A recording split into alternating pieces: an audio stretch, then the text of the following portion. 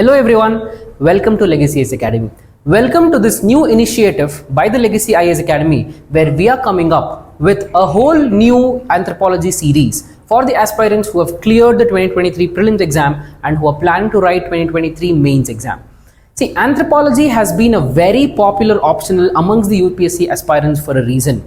Anthropology is considered to be very scoring, and out of 500 marks allocated for the optional subject, it's easy to score 300 plus in the anthropology. In the year 2019 and to 2020, anthropology has got 350 plus marks in both the years. So because of this reason, most of the UPSC aspirants choose anthropology as their optional.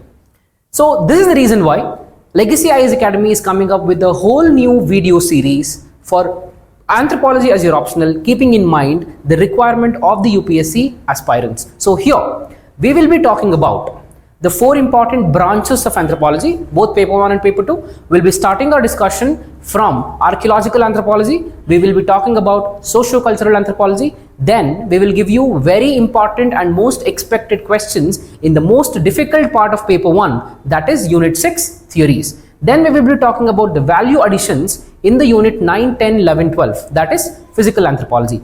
This is with the paper 1, and in the paper 2 we will be talking about the social anthropology, and we will also be talking about tribal anthropology along with the village studies. So this entire video series, which runs into around 8 to 10 classes, will give you a whole lot of value addition and a lot of case studies for you to write in your mains answers coming forward. So people who are planning for 2024 as your optional, and if you're confused whether to take which optional, even then you can watch this series and get introduced towards the subject. So this is about the Legacy IAS Academy and our new initiative. Follow us for more such videos, and if you've liked the video, please hit the like button and encourage us. Thank you. Have a nice day.